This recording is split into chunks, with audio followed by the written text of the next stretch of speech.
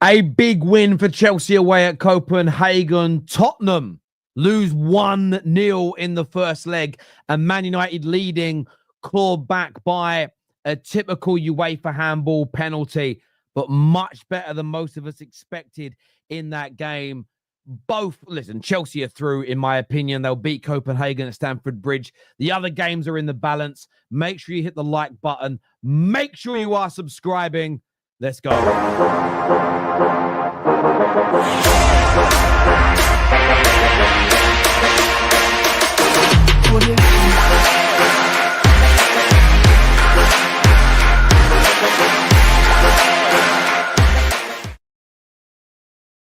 Manchester United 1, Sociedad 1, AZ Alkmaar 1, Tottenham 0. And of course, we see Chelsea pick up 2 goals. They pick up the win tonight away at Copenhagen.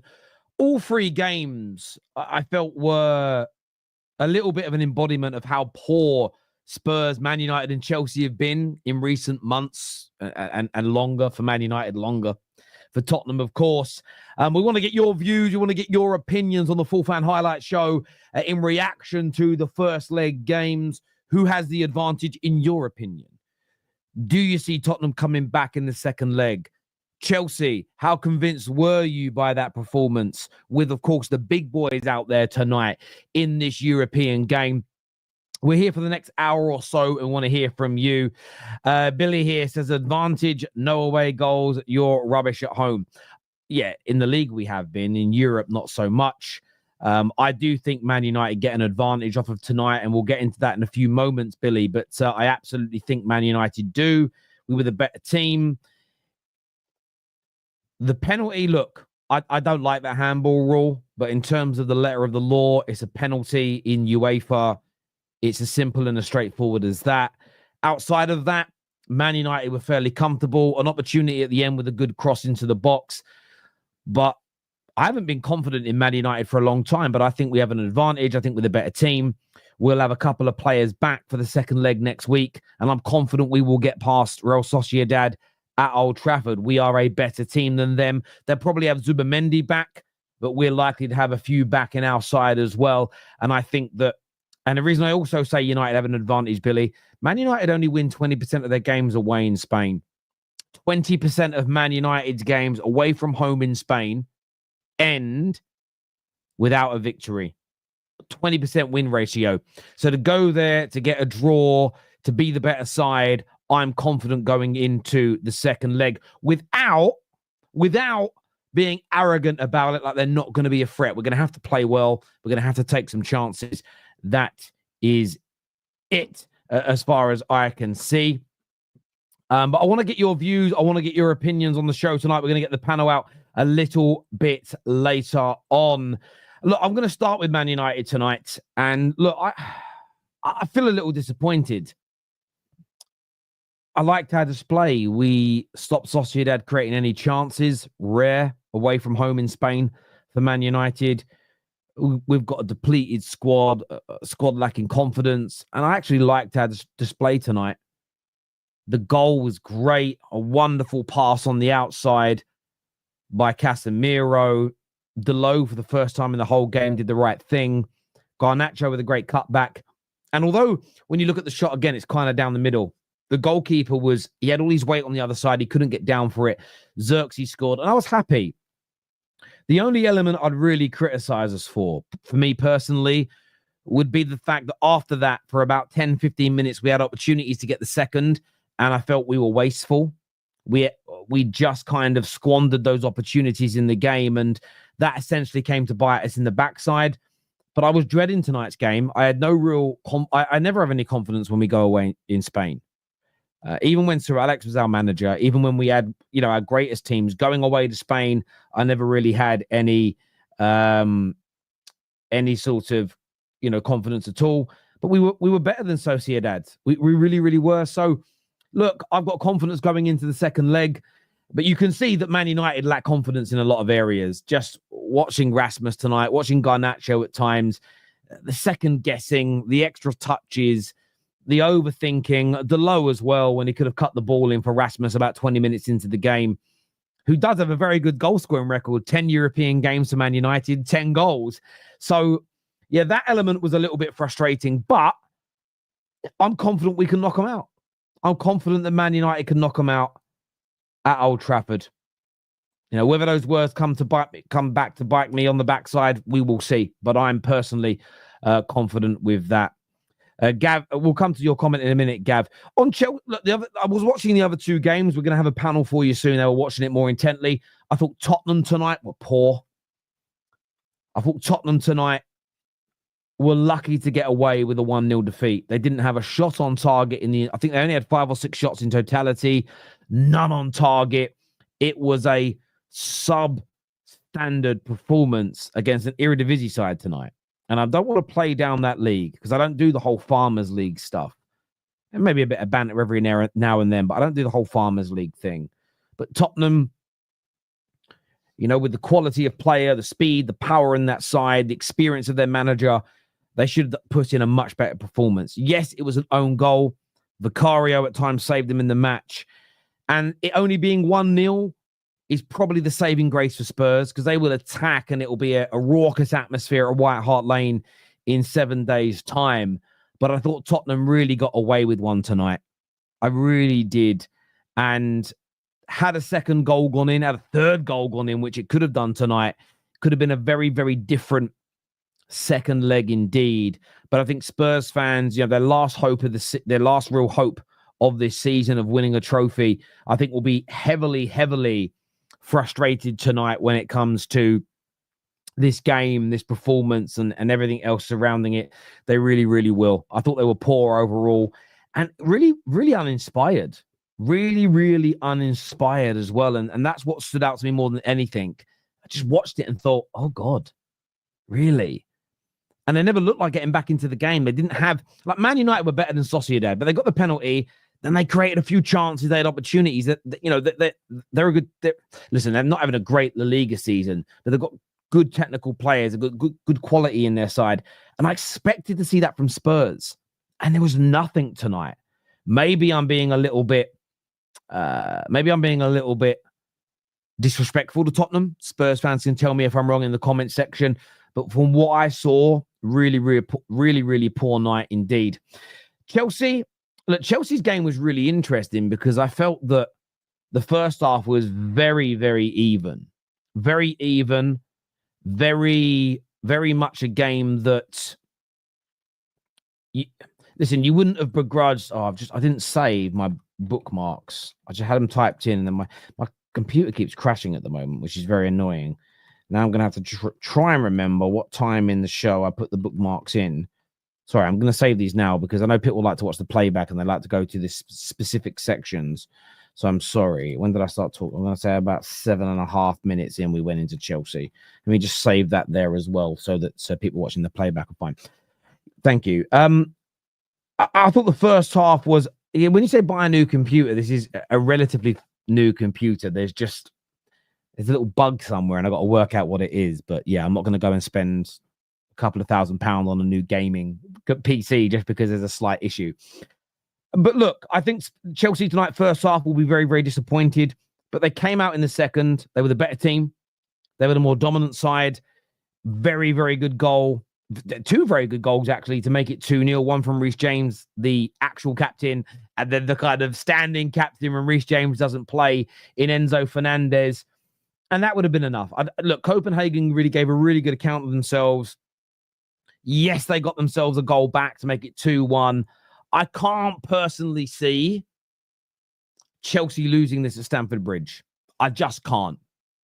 That being said, I think Chelsea fans will have a problem. I think Chelsea fans will be frustrated again with the overarching performance. Although European football, it's about getting the job done. It's about getting the win. It's about getting through to the next round. But when I mention the performance, it's because of the performances in the league. I think Chelsea fans, like me as a United fan, you want a performance, you want a good win, you want to go, that was nice. I enjoyed that. To give you a bit of enjoyment back into the game. But Chelsea got the win. And that's the most important thing for them. They'll beat Copenhagen next Thursday, in my personal opinion. No problem with that whatsoever. And look, Fiorentina are still in the tournament. They actually lost tonight 3-2.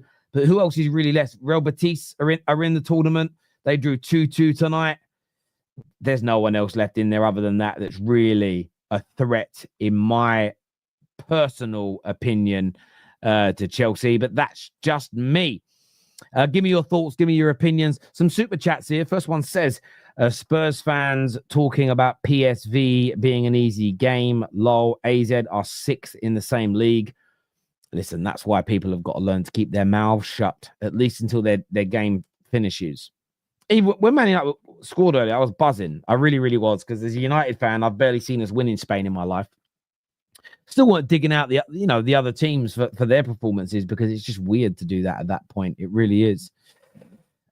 Wasteful in front of goal, as always. The low brain dead needs to be studied. Can't be mad at the pen. Can't put your arms in that spot. I don't think we have the advantage, because I don't know what team is going to show up.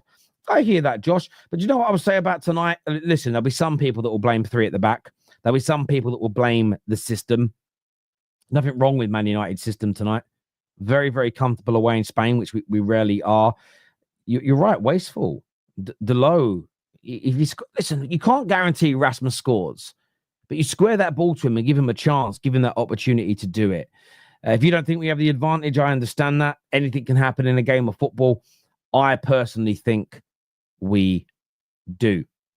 Baz here says, I could see us stealing some points against Arsenal this weekend. It's such a Man United thing to do. Look, I'm a little bit... Listen, depends on the injuries. I'd rather play the kids versus Arsenal and play the first team in the Europa League. I'd love to beat Arsenal this weekend, but genuinely, knocking out Sociedad, staying in this competition, is the most important facet of Man United's season now. We're not going to get relegated.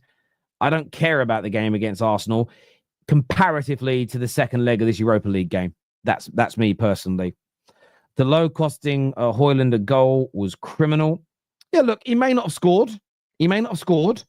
But you've got to give him the chance there. And look, I've criticized Rasmus's runs and movement of late. That there was unforgivable, because I know we all watched it. Rivals as well. Rivals went, no, he's going to square the ball. United fans, cross it. The fact he didn't was unbelievable. But that's the problem with half of these players. We're playing a more sophisticated system than we used to. And so many of these players are showing they don't have the football IQ because they've got to think too much. And I don't even mind. I don't mind a player trying the right thing and it not coming off. So there was the counter-attack we had that I've seen going trending. And Bruno tries to thread a ball and the pass is not accurate enough and it gets cut out. But I'm not bothered because he tried to do the right thing. If Delo tries that cross and it's slightly overhit, slightly underhit, I'm annoyed, but he did the right thing. The attempt was right. The amount of times we don't do the correct things in games, like Garnacho did it twice tonight, where he tried shooting from a really acute angle, but he went for the near post. If you're going to shoot from there, it's laces to the far post. Didn't do it. So it's a bad decision. Shooting to the far post, if you miss it, you miss it. But shooting to the near post from that angle, do you know how good the shot's got to be the score? It's crazy. So, yeah, I hear you on that. Gav here says, a Boxing Day game, lethargic, and Kunku gave up for the first goal. Hate to see that attitude. Win is a win, but have to do better. Yeah, look, the first half display's got to be better. At the same time, the massive advantage Chelsea have in the Conference League is the level of side is so low in comparison to the Europa, and of course, massively compared to the Champions League. You can get away with being lethargic and still win these games and win these ties. But I absolutely agree with you on that. Fiorentina lost, Betis drew at home, advantage Chelsea.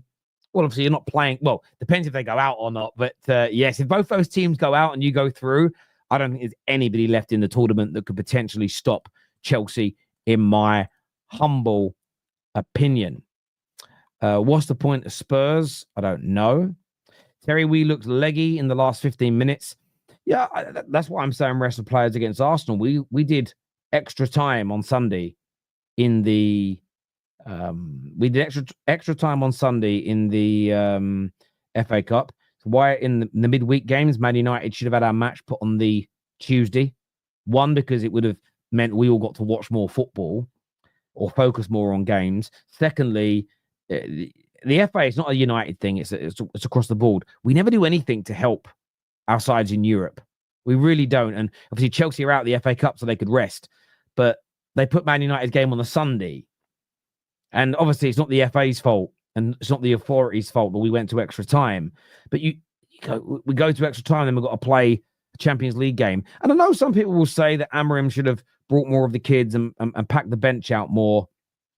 Look, I think there's a message in that these youngsters are not ready and he doesn't want to expose them to it. And I'm going to trust his judgment as a coach who has promoted a lot of youngsters in his short career so far, of course, at Sporting. So I'm not going to do what a lot of United fans do and jump off the deep end and make it a weird situation towards the manager. But yeah, I'm not surprised we look leggy, my friend. I'm not surprised at all. Yeah, Liverpool. Do you know what? Listen, I still don't think Liverpool stole anything. Do you know what I found really funny though? UEFA has defended its decision to not give a foul against Konate for the push in the back. Did you see when Dorgu put a little nudge into a player when he was running through in the second half? In his side, not his back, his side, they gave a foul. That's where I get annoyed at UEFA. That's when I get annoyed at the authorities in general. When you think to yourself, hang on a minute here. Let's think about this.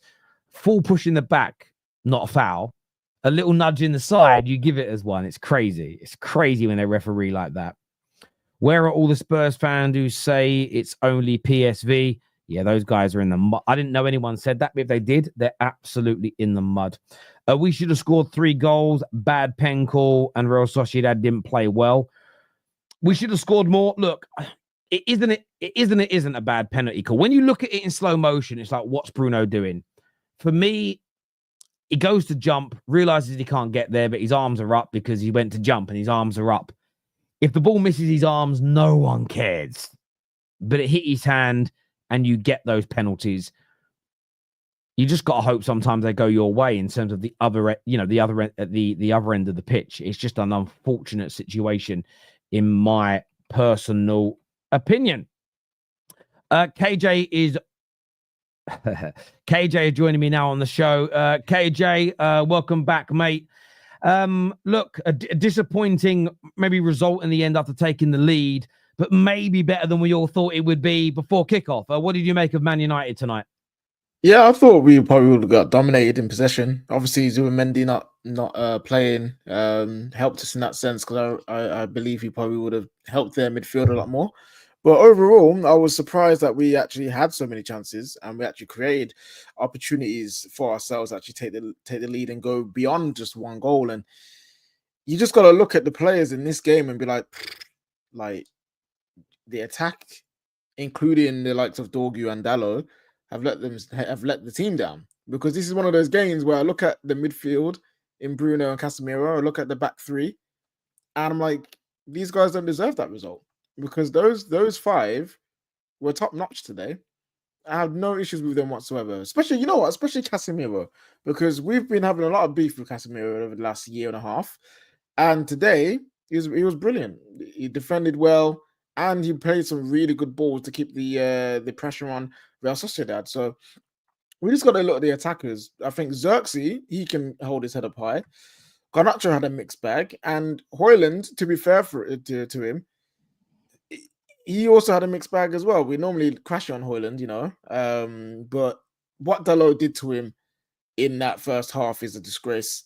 And honestly, those are the moments I'm just like, you deserve not to play for like 5 games, just for that, because he's honestly absolute criminal that Dalot didn't square it to him. There's another exchange that we had with Garnacho and Hojlund, where Hojlund holds up, plays in Garnacho, and if Garnacho thinks about where the Hojlund will be, a little back heel, a little pirouette, a little turn or something, and play it, and again, there's another opportunity for Hojlund to potentially go on and score. So it's in these moments where I look at the team and be like, this is why I'm not mad at the system. Because when you got players not doing the basic fundamentals of the game, how can I blame the system for that when the system is actually getting you to those positions? Like Dorgu, I like the kid. He looks very talented, but some of his touches today, poor. Some of his passing today is dreadful. and you expect more from him because he's actually more attacking one out of him and Dalot. So defensively and in the midfield, very happy with that. But yeah, the attack, man, some players let themselves down in that, man. It's upsetting. It's upsetting. Yeah, listen, I agree. And look, Patman here says there is no system. This is just nonsense. There is. It's about people executing better in it. And the whole system conversation in football has become, for me, a really tired, lethargic, boring conversation. Because when you say to people, what's the system? Unless they've sat there and thought about how to give it a nickname, it's crazy. What the manager, what the coach wants is for us to win the ball back like we did on many occasions, and then 2 or 3 passes, work that ball into the box. He wants us to break with speed. The problem is, to do that is you have to not think. You have to not think, and you have to do things instinctually. And these players are not in that space yet. You can see the amount of times we get the ball in good positions and all those extra touches. You know, when your computer loads and it makes a noise, right? That's human beings do that when we talk and we're thinking. We have filler words where we go but those extra touches football players take is that same difference. They're thinking too much. It's not organic to them. It's not instinctual. And a part of that is an IQ thing. There's a technical ability element, and some of them are being asked to play in a way that they've never done in their careers before. And so when people say there is no system, that's why people are making, I think, more bad decisions now than I've seen in a long time. Because if you think about many of our games in the last 3 to 4 months, we've worked the ball into good areas. It's then our execution from that point has been poor. Barring the penalty, which again, people can just debate till the cows come home. I don't like the rule, but I understand why in UEFA it's given. They had that one chance late where Becker crosses it in, and actually, I saw a lot of people, rivals online, having a go at Lenny Yoro's performance tonight. I thought Lenny Yoro played very well, and that there was great defending because he did enough. And if we go back to the Newcastle game at home, there's a couple of crosses that came in where I slammed Martinez because he didn't do anything. Yeah, he couldn't have won the ball, but he just let Isak, whoever it was, I think one of them was Joe Linton, just win the ball and do nothing. What Yoro did very well, he kind of fouled the guy enough to put him off, but not enough to give away a penalty. And it was excellent defending. But barring that opportunity, United tonight, by the way, in a country where we go away and win 1 in 5. We've won 1 in 5 games in our club's entire history. That's our 40th appearance away in Spain, and we've only won 20% of them. We win. It's horrendous, our win rate out there. And especially in the last 20 years, that win rate is actually a lot thinner. So to go there, to be the better side, to have the opportunities, to nullify them to very little, personally, I'm quite happy with that. The penalty was just a dampener for me. And then the only other issue was, there was just nothing we could bring on from the bench. And I didn't want Garnacho to come off. At the same time, we have got a game against Arsenal at the weekend. I didn't want Zirkzee to come off, but we have got a game at the weekend that whether we like it or not, and as much as I'm sitting here and saying I'll play the kids, the manager isn't thinking that way. And he knows he's got to try and win that football match as well because it's Arsenal and it's a big game for the football club. So yeah, it was just a little bit frustrating. Yeah, I do wish Amorim, if I'm going to say one thing about Amorim today, I do wish he was just a little bit braver with the younger players. And I understand trying to protect them and I understand trying to ease them in, but sometimes situation must, and you never know. Like you never know what you will get out of these situations. You might, yes, for every 2 duds you get from a youth player, you might get a Rashford who got chucked in when needs must. So I would have liked to see like a Harry Amas come on and play as one of the wing backs to see what he could do, because I was looking at their attack. And I was like, it's not really much of a threat. The only threat really was that Becker who came on. He was threatening with his crosses and his driving with the ball, but and Kubo a little bit. But Kubo got dealt with for the most part.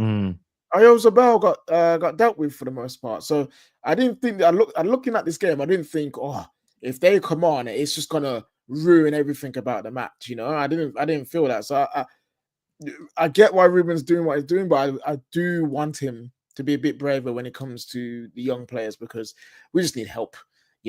We just need help in those situations. And on the pen, Terry, I know it's a 50-50 one. I'm just tired of these flipping guys getting bogus handballs against this man. The second one in 3 years or 4 years. It's tiring, man. Tiring. No, If it was listen, against anyone else, I'm not complaining. Because it's Sociedad again. I'm yeah, mate, listen, I hear ya. It's a frustrating. It's one of those handballs. I get why it's given in slow mo. It looks bad. There was a super chat that came in though from a Liverpool fan who says, "You know, Terry, I'm a Liverpool fan, and the pen on Bruno was effing hilarious. After 5 minutes, VAR is calling the ref effing crazy." And look, I hear that. I do hear it, but we've known, and this is where I won't. I'm not angry at Bruno, but I won't defend it either. We have seen, and Man United got one against PSG back in 2018. It's never really a penalty. We have seen mad handball penalties consistently in Europe for 5, 6, 7 years. So it is what it is. I feel sorry for the players in the element of, I don't think he's trying to handball it. I don't think he's trying to block it with his hand. You have to put your arms up to jump. And sometimes, all Bruno did is he sort of went and then stopped. And unfortunately, the ball hit. If the ball doesn't hit it, if Bruno does everything the same, but the ball doesn't hit him, nobody says, "Why is your hands there?" It happened away at Liverpool with the lit. The lit clearly tried to change his body direction. So his arm went up because he's trying to move himself, and your arms move. As you try and change direction, your arms move.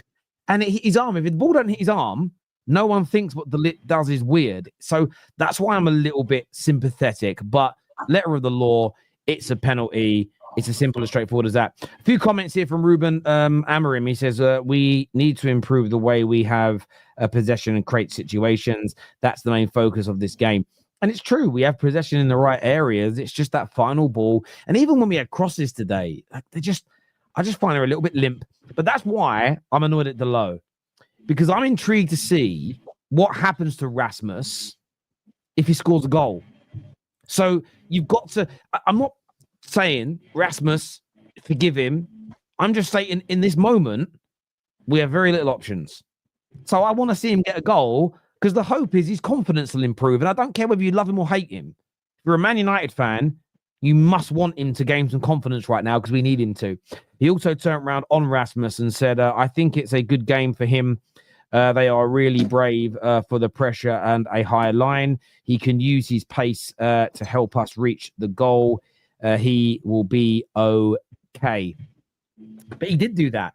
You just got to find him when he does that there. So, yeah, I'm not really upset with him today personally, but that's just me. And yes, you are right, by the way, here, Bogus. A massive win for Rangers, 3-1 away from home. They give themselves a great opportunity to go through to the next. And that's what, I'll be honest with you, I know we haven't seen there's more games going on now. That's why I want to go through. Anyone who's in this Europa League can win it. It's as simple, as bad as United have been, anyone left in it is capable of winning it, in my opinion. They really, really are. We're joined by Elijah, David, and Nick, Chelsea fans. Strangely enough, KJ, no Tottenham fans today. They're all busy. Oh, you know what? Yeah, give it a couple of weeks. They'll win a random game, and you're gonna have George on saying, "What about Amorim now, Terry?" Shameless guy, man. Cut on here when you lose, my brother. Yeah, I hear you, David. A big important win, really, for Chelsea in the context of your season. Under the pressure in the first half, but your boys stepped up in the second. Standard away performance in a European tie. That's all I have to say about it. We just made sure that they didn't have momentum, because that's the main thing. If you go 1 or 2 goals down to Copenhagen, suddenly the pressure's tenfold on, especially on a team that you should be beating. So I thought it was overall quite a good, business-like performance. Don't have to play your best football every single game. That's just not needed. We've got a lead. We go back to Stamford Bridge. If we don't beat Copenhagen, then we are not a good team. So, to be fair, this is the kind of game where this tournament actually is you probably would rather win it by playing crap every time. Yeah, because all you care about is the trophy. That is it. Yeah, trophy at the end, like the journeys that you have to make to all these different places. It's obviously a competition you don't want to be in general, and the opposition ain't that great. So even if playing crap, you can get to a final and win it. I don't think you Chelsea fans are going to complain, to be fair. So anyone who's mad, you'd be surprised though. You'd be surprised. People are complaining. Like this again, the great thing about this tournament is because the teams aren't great, you can try things, and if they don't go well, you can change them very quickly and still get decent results. People at half time, oh my god, they were losing their heads. How are we not 3-0, 4-0 up? What's Maresca doing? I want him out of my club. And it's just, I've got to the stage now where it's like, you're on one side or you're on another side. Whatever side you pick, cool. Don't switch. I don't want you switching. If you're gonna stay over there, stay over there. If you're gonna be on this side, be on that side. But no switching. Because this is getting, because like if you're gonna switch, at least switch on like a game that it makes sense to switch on. Why are you losing your head 45 minutes into a Copenhagen game? That's all I'm gonna say on it. It's just it's a bit of a joke, in my opinion. But that's just me. Elijah, what you here to say, bro? Yeah, big up to you, Terry. Obviously, the first half, it was such a boring game, to be honest with you. We've already had no shots on target, and the only 2 attempts is when Palmer, was unlucky that he on his left foot he took it way wide, and then Tammy Joe just had the chance, and then he just puts it off target. But I feel like for me, the first half was boring, but the second half we were a bit better. What I will give Enzo Maresca credit for is the substitutions, because all of them came on and made an impact. Like for me, I don't get why Gusto was playing as a left winger. To me, that makes absolutely no sense. Now he's injured as well, which is worse. For me, the game against Copenhagen, I need to see Nkunku starting, Kukue starting, and Neto starting, because the fact that I saw the 70-year-old starting in this game was absolutely crazy. Like, it's just crazy. The 17-year-old starting, like, he only played for a couple of minutes for Chelsea. But Neto, I thought he did really good against Villa and against Southampton, And I feel like for me, we won this game, but I feel like he totally disrespected Copenhagen because they're not an easy team, Man United last season, sorry to say this, United fans, but you went there lost. So, many teams thought it was easy, but every game is difficult, if you know what I mean. So I think Maresca's substitutions, I'll give him praise for, but in terms of the tactics and the lineup, I think he got it completely wrong. But at least we've won, which is a good thing. But the game at Stamford Bridge, we have to make sure we perform better, because if we lose, then Elijah, will be what's wrong with starting a young player in a game where you're very confident you're going to win and giving him a chance to have a European experience? What's wrong with that? I do get that, but he only played 30 minutes for Chelsea, KG. That's the main problem. Like, don't get me wrong, I do love that, but Pedro Neto is a better false 9 than the likes of Nkunku and probably Margu as well. So I do get that, but for me, I would have started Neto because the last 2 games he was really good, And listen, we need to take this competition seriously, because if we win it, I won't celebrate it too much, but I'll be happy. Because if we didn't win this game, then I have my different opinions. So that's why I'm going to give credit to the substitutions only. In terms of the lineup and the and the tactics, next week at West Stamford Bridge, it needs to change, because I need us to win comfortably against Copenhagen. Like, it's not going to be an easy game, but I need to see us progress in the next round, if you know what I mean. That's fair enough. Personally, of all the games in the season that you're going to give, these are the competitions you give to young players. And if Pedro Neto is your best false 9 that you've currently got right now, who's also injury prone, playing him away in Denmark isn't really.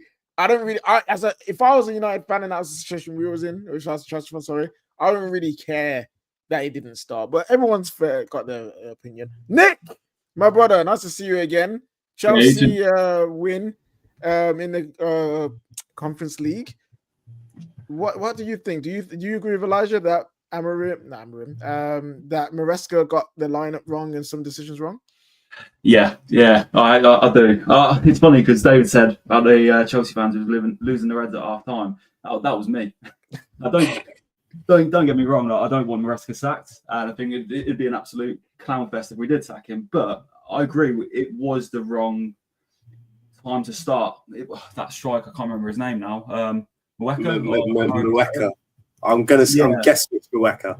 Yeah, it sounds like it. But the thing for me is like I'll get the point of starting youth players, especially in these games, because it's the perfect opportunity to do it. But I don't know why you do it in a game we need to really kind of win, and kind of, as Elijah said, we need to win this competition. We need to take it seriously, and I'd rather see him play because you saw what happened in the second half when we brought on a kind of more experienced players. We started to, in the first half, we were lifeless. And in the second half, we started to actually play well. Enzo Fernandez was playing very well. He was progressing the ball, and Kunku was about that bit of experience. And Reece James obviously stepped in with a good goal. But I feel like you play these youth players when you go back to your own pitch and you're playing at your own ground when the game is almost won and they've got confidence in themselves. And it's almost a bit of a relaxed situation for them to express themselves. Because the thing is, like, I don't know whether this is actually going to do his confidence any good, because he's playing for the first time and he's probably waited his whole life to play this for Chelsea, let alone a European game, and he's been sacked off at half time. And it's because, and I just don't think that necessarily it's the right idea to play these kind of players, but I think it was the wrong time. I almost think he played the game in a bit reverse. He should have started the Nkunkus, the Netos originally, get the game well under control, because there's no guarantees. We could have started up all them players and we still could have been struggling all the way to the final whistle, because there's no guarantee you're actually going to win these games. And I feel like when you do start to, let's say, for example, we did start with them players and we did go 2-0 up, then maybe bring on the player and then bring him on Stamford Bridge. I just think it was a bit of a risk to do that. And you saw it in the first half where we were a bit flat. And I don't know, I just don't think it necessarily was the best idea to start them at this moment in time. Do you think, David, the way that Chelsea fans are feeling about this game is just weeks of disappointment building up, or weeks of just nerves and PTSD potentially building up? Because I believe if you guys were still playing as way that you were towards the start of the season and towards November and December, and this game happened, I don't think you guys are mad. Or I don't think Elijah and Nick are maybe not saying the things that they're saying about these young players. Do you think it's more of a build-up of feelings coming out? Yeah, I think it's the worry of we're already under pressure in the league. If we don't win the Conference League, it's even more pressure on us. I think that's kind of the idea behind it. I'm just, again, because of the way that I think, I'm not worried about Maresca starting a 17-year-old in the Conference League, because to me, he needs experience playing away in European games if he's going to be good enough. So whether he starts the game or he comes in at the 60th minute and we're 2-0 up, I still think having experience in both situations is a good thing to have. The kid played, yes, but before we go to Kate and speak about Spurs who lost tonight, Cole Palmer, first European performance for him, European game for him in a Chelsea kit. What did you make of your star player's performance tonight? I felt like in the first, again, I said the first half was more about game management more than anything else. I felt it was like, let's make sure that Copenhagen don't score more than we do score, which is, again, you can look at that in two ways. One, you can look at it and say, why is your manager doing that? You should be better than Copenhagen, blah, blah, blah. Or, again, the way I look at it is making sure they don't have a chance. And then when you get your experienced players on the field, then, you score 2 goals very quickly and then suddenly you're 2-0 up. I think he could have been better, but I'm not losing my head over Cole Palmer. It's just not something I will do. I won't do it. No matter how bad he plays.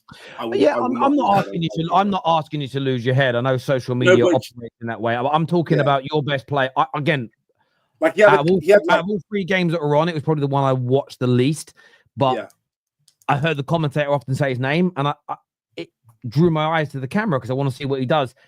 And I thought he was poor by his standards. I'm talking here. Again, it was the typical he's good in the build-up, but he just wasn't making the right decision in terms of actually scoring chances. The closest he got was that pot shot which he took first time, which looked like old Cole Palmer when it was just like, well, when I say old Cole Palmer, literally a couple months ago, when he just takes it on his first time the ball comes, he just shoots.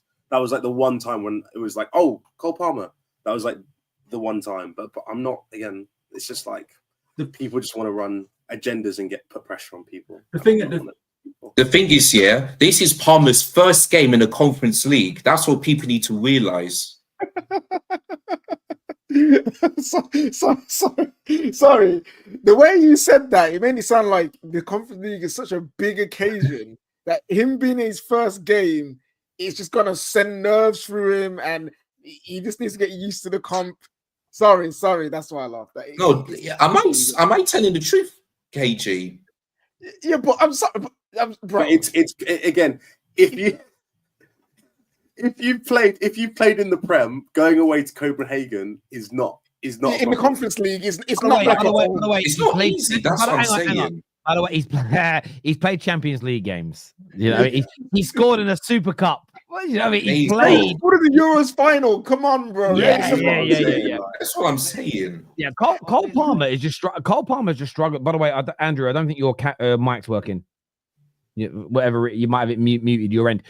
Look, I think Palmer's just going through the first. I don't even want to call it a crisis. It's the wrong word, but he's going through the first poor period of his career, and I don't know.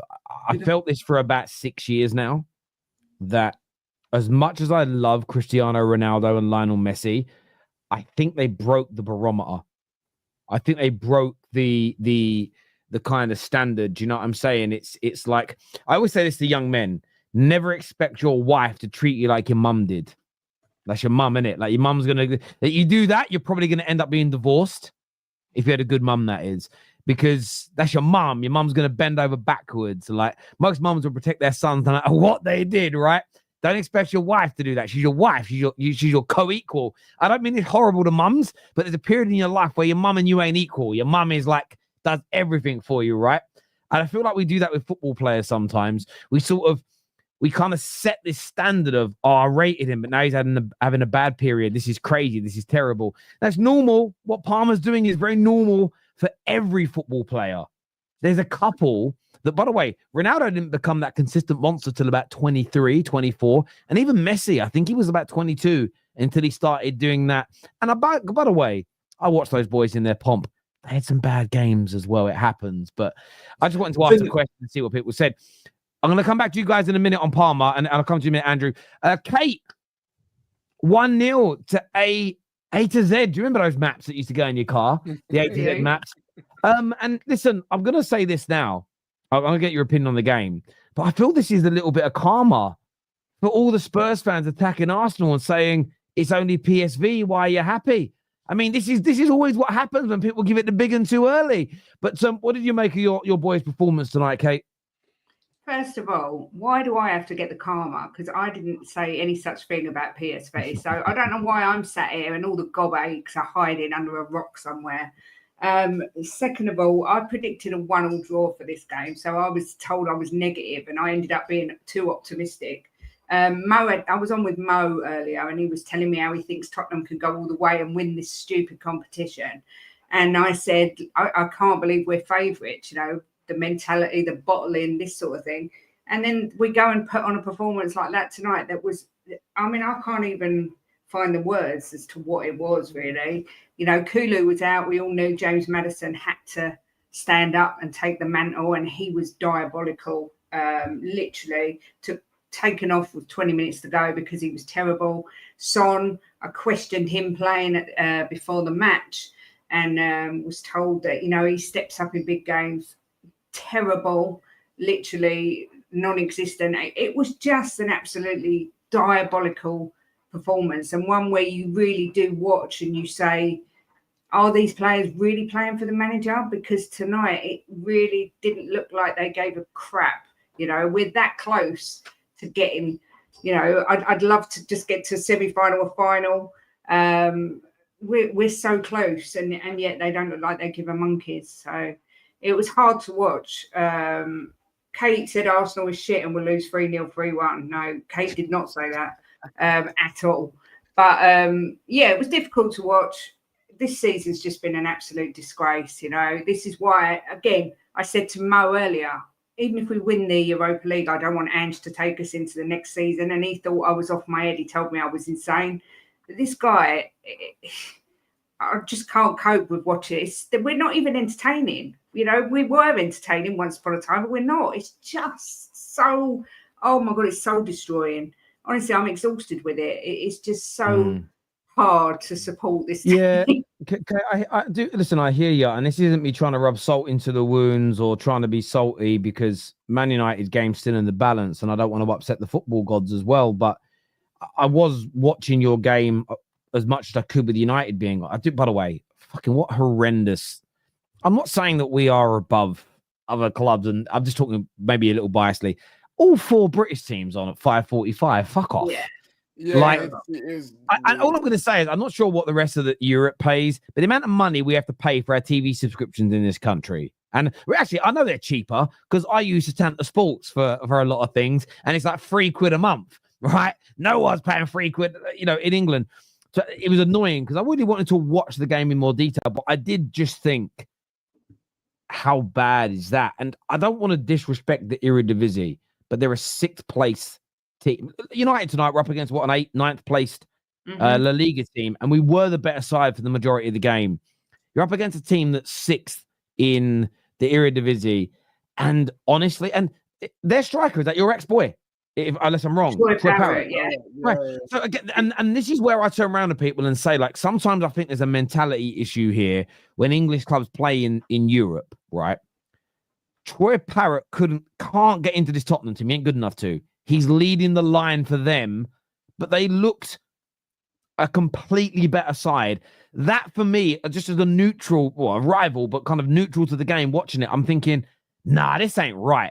Because if you ask AZ fans to be honest and do a combined 11, it's 11-0 in Tottenham's favour. And I was watching your game and I'm like, how are you not? Because again, if I could have picked my opponents, because it would have, Man United were either going to get AZ or Sociedad or vice versa. I wanted AZ. Yeah. Maybe that's the Spanish thing. But yeah, you guys were really poor tonight. However, do you think you'll turn it round in the second leg? I said I think we would before that, but do you know what? After watching it, I don't know. We should have enough in the second leg. Romero, Van de Ven should both be back for the second leg. Solanke got injured right at the death, which is really concerning because he looked like he was in a lot of pain with his back. Kulu should be, Kulu probably won't be back. But look, the excuses are running out for Ange. Everyone was saying we was overrun with injuries, which is true, we were, but they're coming back now. And yet these players are not stepping up for him. But at a 1-goal deficit, you would like to think Tottenham can turn it round at the Tottenham Stadium. I did say it'd be 1-1 first leg, 2-1 second leg. So I'm going to hang on to that hope. Otherwise, I might as well not watch any football for the rest of the season because we've got to have something to look forward to. These teams normally don't travel well. So yeah, you can take hope into that, saying you can easily turn that around. I think you end up smashing like 3-0 at the home. I don't know why. I just got that feeling. I hope so. It's easy to see from, like I said this to Mo, from the outside looking in, and if you look on paper, you'd say Tottenham. We're 4-1 favourites. A club that hasn't won a trophy in all them years and are playing like we're playing, and we're favourites to win it. But on paper, you looked and you go, yeah. To be fair, we should beat them. We should beat them. We should beat them. But football ain't played on paper. And tonight, they were by far the better team. When you guys get going, you guys score goals. That's an annoying thing about Spurs. You guys are like flipping 13th or in the league with a higher goal difference than nearly anyone in the bottom half. It's crazy. Like when you guys get going, I agree. That your attack, I just wish we had. Like I wish Man United had your attack. Structurally, I think we're better in terms of stopping opponents getting at us. It's just our attack so bad. It's like we're sort of the two sides of the same cheek, Man United and Spurs, from a bad perspective. We absolutely are. Andrew, what did you make of your team tonight, my friend? First of all, thanks for having me back again, Terry, and everybody hit the like if you haven't yet. And so can you hear me well, Terry? I can now, my bro. I can now, brother. Okay.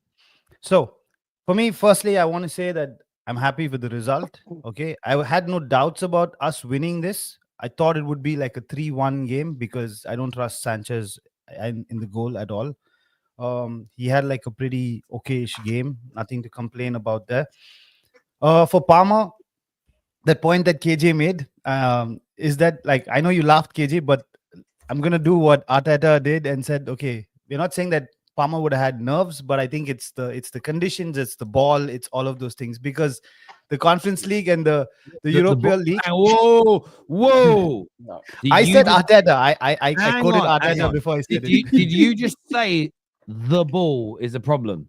I didn't say it's a problem. I said that would be different. That's what Parma must get used to. They I'm not train. saying- They train with the same balls they're going to play with. Pause. Okay. You know what I'm Okay, saying? because the ball, because the Terry's Europa getting League ball. balls out.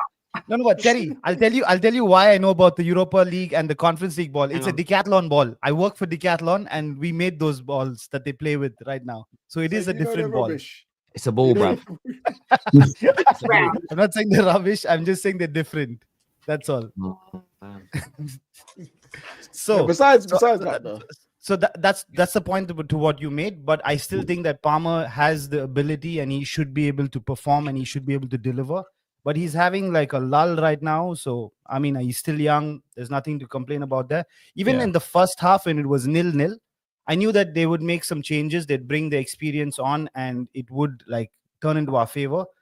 Till we were 2-0, it was still okay. But when they scored like at 79 minutes, I was a bit like, okay, not comfortable, because I don't trust the current back line with Sanchez in there to sort of maintain that. So at the end of the day, it's what David said as well. I'm happy with the result. We're not like going to like freak out about this or like talk too much about it and dissect it. However we win this, we need this trophy. We can't come out of this tournament second. We can't, because the whole table with the 20 teams that are there together is not worth what our club is worth. Mhm. Together, all of them are not worth. So if we don't come out, there's no excuse. We have to win this. It's a guaranteed. We'll have all the Euro trophies. That would be nice to have the set, but that's it. I don't want to see us in the Conference League again. The main thing. Yeah. Sorry. Go ahead, sir. Okay. Yeah. No. The main thing for me, what I think we need to win this, and we need to kind of do everything to win this, is Maresca's never won a trophy before. He's won the championship, but this is a team other than Cucurella, Fernandez, Reece James. No one's really won anything. We need this team to start winning, especially considering in the domestic cups. What's it? 6 or 7 finals we've lost in a row now. We've won 4 out of our last 5 in Europe, and it's just like we need it for that. We need to build this team into a kind of a winning mentality. We need them to get over the line, just to build that bit of confidence. It doesn't matter whether it's the Conference League. I mean, yeah, it's nice to complete a set and everything like that, but for me, the main reason we need to win it is to purely this team needs to feel like what it is to win. Nick, you make a great point. As you say, it's kind of breaking that duct, as it were. And listen, winning trophies can relieve a certain amount of pressure. That's not always a good thing, because listen, I wouldn't ever give back the FA Cup from last season. The main man of the match at 18, I wouldn't give it back. But if we lost it, or if we went out to Coventry, we probably would have made the change for our management earlier. That's the irony sometimes of winning trophies. But yeah, generally, I agree with you on that. Jimbo here says, Terry, I have watched Spurs for 55 years, and to be honest, this was one of the worst seasons I can remember. The players are just not good enough. Facts. Jim, listen, my dad says that my dad's a little bit like, my dad's 70 now. He's old. He's a little bit, I wouldn't say he's stopped loving football. I think he's just at an age in life where it doesn't matter as much to him now as it used to. But I also think there's an element when I talk to my dad about football where he's just almost like, what's the point of me even being angry anymore? Like, he ain't going to go and protest. Like, my dad gave up his season ticket at Tottenham 25 odd years ago because he thought he didn't like how things were operating there. And that's when we still lived in Leytonstone, which was only 5 minutes down the road, really. He just didn't like the direction the club was going in. So listen, I hear it. But I think it's been a bad year for a lot of clubs. And I noticed that as someone who, and I will say this, the first channel ever to cater for more than one club in the YouTube scene. But, KJ and I speak about this a lot. We can see that Chelsea fans, Tottenham fans, we banter them a little bit. Arsenal, maybe up until the 7-1. Man United, definitely. Even City, very disenfranchised with this season. Very disenfranchised for a lot, especially I think for the way it started for a lot of clubs, and then the way it kind of petered out so quickly. I totally get that, Jim. This year from Gilno says, even in Palmer's rough patch, he generated the highest expected assists in the league. Future Ballon d'Or competitor, nothing to note. I like how you said competitor, not winner. I like that. That's pretty good. Yeah. Hey Terry. Yes. Oh, sorry. There No, was go on. Can you bring up the James comment, because I actually agree with what he said. James Adi Felsay, because he said I wanted to win the Conference League, but I also want to win it to relieve the honest any pressure. And that's true, because 3 years they came in, no trophy. So not only do I want us to win it because of the players that hasn't won it, but I want us to win it because it will make the owners pressure just a little bit off, because we're still not happy what they're doing. But if we win a trophy, then the pressure is off with them, if you know what I mean. Yeah. I get where you're coming from. And at the end of the day, look, I don't think you guys are wrong to be protesting and be frustrated with your owners. I think that when you've spent what you've spent, you should expect a good return. I don't go down the middle class thinking he's upper class, toffee nose bullshit that Simon Jordan says. I think the geezer's so fucking out of touch, it's unbelievable. And listen, there's a lot of things he said in the past I agree with, but but you saw Tim Howard today do it when he's talking about Man United's owners. Well, I'm an owner. Owners spend their billions on their clubs. These owners are just, they're so, owning a football club is not like owning any other business. The only reason you should own a football club is to, one, make sure that football club can survive moving forward, as in it never goes out of business, it's not in financial trouble, and it's to try and make it the best it possibly can be. When I look at the way some of our clubs have been run, if you are at risk of going out of business because of how the investments have been done, it ain't on you. I don't care if you fucking own it. There is a cultural element of these football clubs that is so deep meaning. I don't think it can be reducted that way. Is it Muzz? Is that how you pronounce it, my bro? Muzz. Yeah, How you doing, my G? Who do you support, brother? United. Top man. I like you already. Speak to me, my guy. I like to talk about. Was happy on United today. Pretty much, we played well until up to 72 minutes, 75 minutes, and after 75 minutes, we feel a bit like tired. We were not moving, lack of energy, and then and I understand because again, it's every switch we were 10 man down. Fulham, we were like 120 minute extra time, so I kind of understand why we dropped the last 15 minutes. But overall, I like how we played. People always talk about the system. If you look at the system, was working fine with me. The players are not doing their job. I mean, we're lacking the final decision, the final third. We're always lacking the final third pass. Make a wrong pass, wrong decision. That's on the players. I don't think I'll be blaming on the system. If you look at it today, he even changed Garnacho. He brought him in the right because he didn't want to kick. Garnacho always, when he played at on the left, he liked to shoot all the Your mic sound's gone. Your sound's gone. See if you can come back. Can you hear me, guys? Yeah, now we can, brother. Yeah. So if you look at Garnacho, he changed him. That's a tactic. So when he cut back to Zirkzee, that's all training work.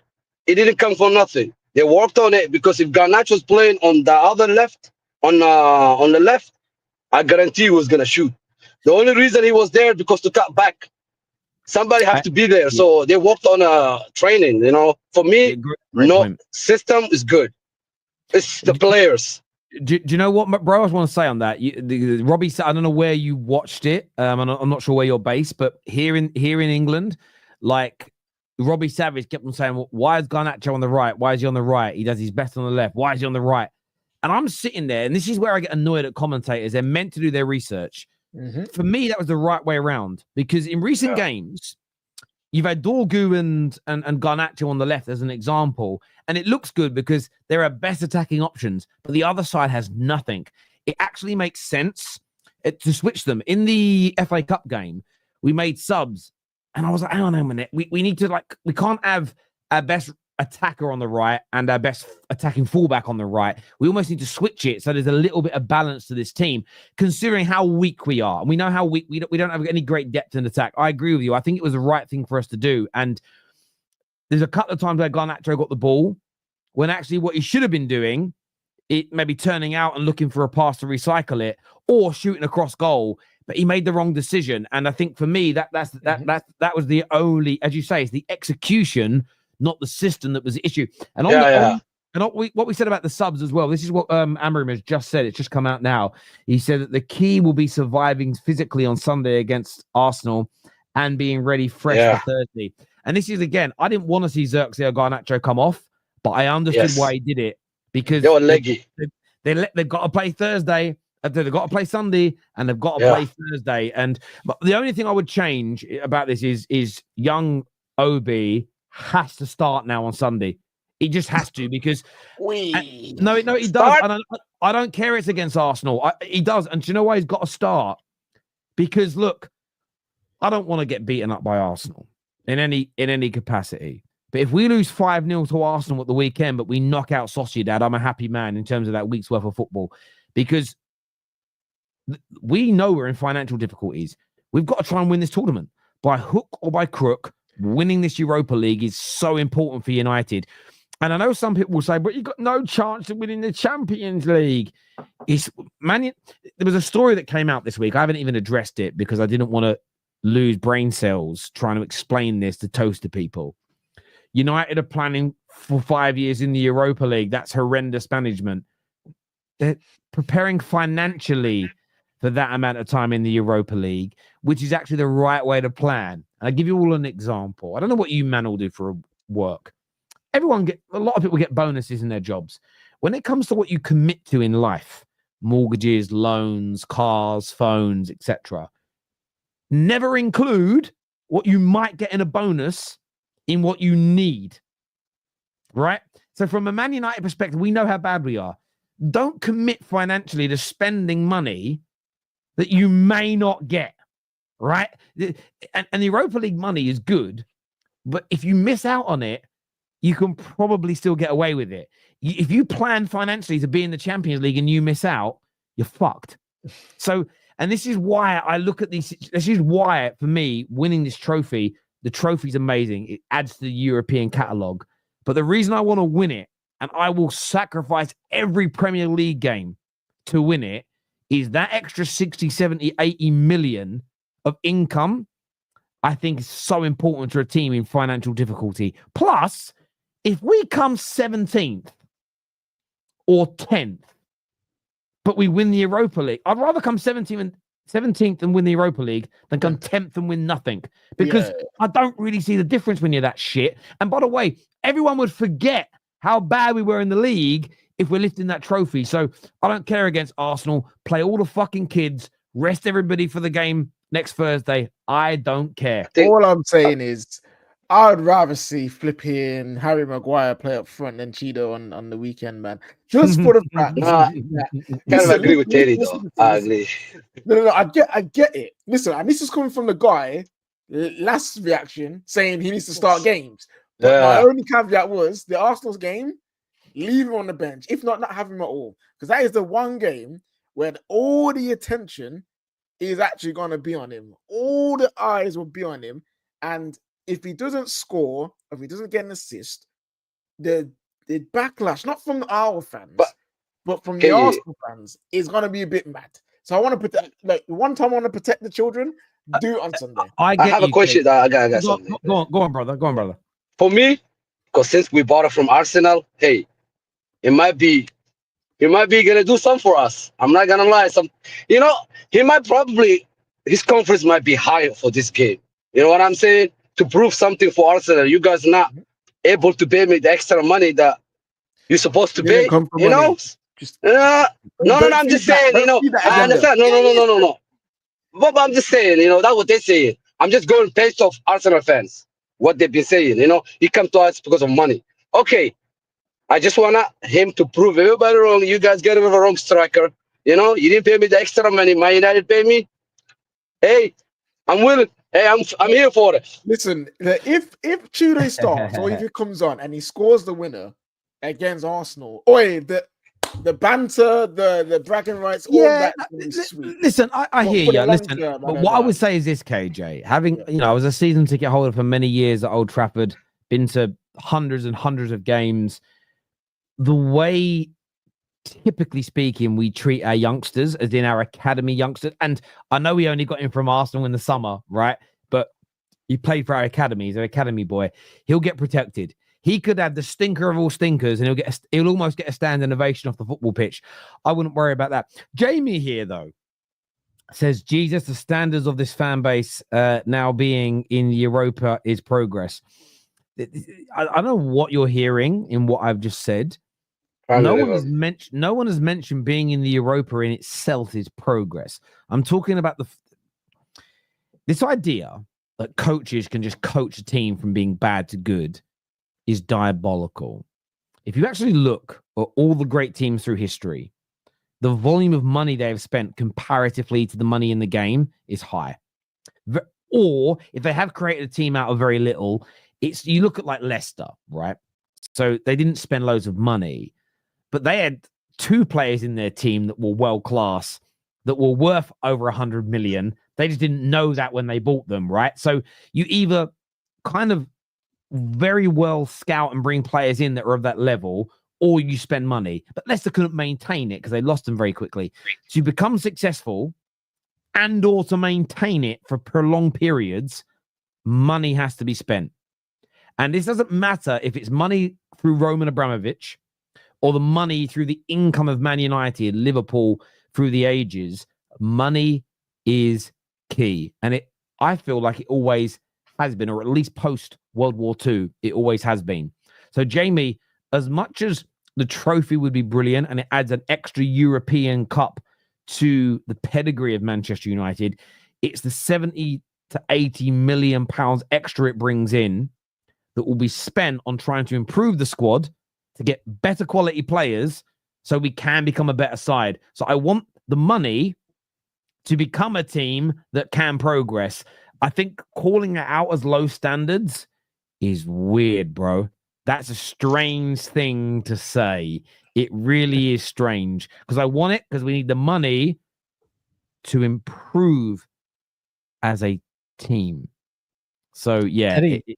So the thing is, as a neutral, listen, I'm just going to say this as a neutral and as a guy who doesn't like Arsenal, so not really neutral.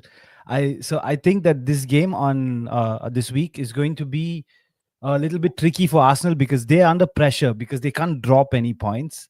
United don't really have the pressure now because anyway, you're not having the best season. So I think that if everything falls in the right place, this could be a tricky game for them. And I hope that because I would love to see Arsenal draw points. Bro, you're making a fundamental mistake, bro. Do not put your faith in this Man United team. No, I'm not putting my faith in the Man United team. I'm saying that Arsenal are under pressure. Yeah, right now, I'm intrigued. I'm intrigued by this weekend's game, and we're going to speak more about that on Straight Facts tomorrow. People, look, I want to thank everybody that has tuned into the show. Is there any redirects on this, KJ? They didn't tell me anything, so no. Check the group chat because we've got a redirect group chat for all the people we redirect to. I don't want to miss anything. Yeah, no one told me anything. So. I want to thank everyone that's tuned in.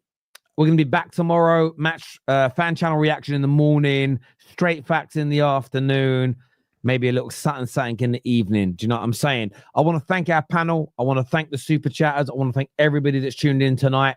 Until next time, take care. Goodbye. God bless. And we'll see you all again soon. Peace.